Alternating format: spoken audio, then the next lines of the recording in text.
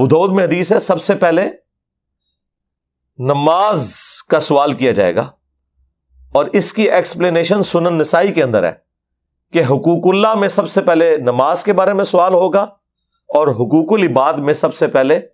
قتل کے مقدمے کا فیصلہ ہوگا. اور وہ فیصلہ اس لیول کا ہے کہ سنن ابی داؤد میں، جامع ترمذی میں حدیث موجود ہے کہ مقتول جسے دنیا میں ناحق قتل کیا گیا تھا، وہ اپنے قاتل کو پیشانی کے بالوں سے پکڑ کے گھسیٹتا ہوا اللہ کے عرش کے پائے کے پاس پہنچ جائے گا اور کہے گا کہ یا اللہ آج مجھے انصاف چاہیے کہ اس شخص نے میری زندگی کیوں چھینی تھی مجھ سے. یعنی اس کی اتنی فریگنس ہوگی، اور نبی اسلام کے الفاظ ہیں کہ اس کی رگوں سے خون بہ رہا ہوگا اور اس نے اپنے قاتل کو پکڑا ہوگا پیشانی کے بالوں سے. اتنا سینسٹیو ایشو.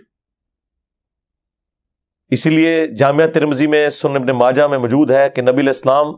نے فرمایا کہ کعبے کی خوشبو بڑی اچھی ہے، لیکن اللہ کی قسم اللہ کے نزدیک ایک مؤمن کی حرمت کعبے سے بھی بڑھ کر ہے. اس طرح ترمذی کے اندر آیا ہے کہ اگر کوئی شخص پوری دنیا کو تباہ و برباد کر دے، اور پوری دنیا میں مکہ مدینہ بھی آتے ہیں، اس سے بڑا جرم ہے کسی مؤمن کو ناحق قتل کرنا اللہ کے نزدیک. ایک ترمذی میں روایت ہے،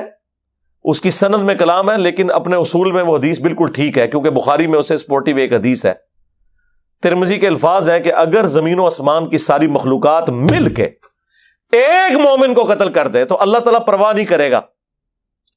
کہ یہ پوری زمین و آسمان کی مخلوقات ایک طرف ہیں، سارے جہنم میں پھینک دیے جائیں گے ایک مومن کے قتل کے بدلے میں. اور اس کو سپورٹیو وہ بخاری کی حدیث ہے، جب حضرت عمر فاروق رضی اللہ تعالیٰ عنہ کے سامنے ایک قتل کا مقدمہ پیش ہوا اور آپ رضی اللہ تعالیٰ عنہ کو بتایا گیا کہ اس میں فلاں گاؤں والے شامل ہیں، تو آپ نے فرمایا اگر پورا گاؤں بھی شامل ہوا نا، میں سب کو اس کے بدلے میں قتل کرواؤں گا. یہ جناب انسانی جان کی اہمیت ہے. اور یہاں پہ آپ دیکھ لیں، انسانی جان کی کوئی اہمیت نہیں، اور ایک مسلمان دوسرے مسلمان کو قتل کر رہا ہے اسلام کے نام کے اوپر. یہ کون سا اسلام ہے؟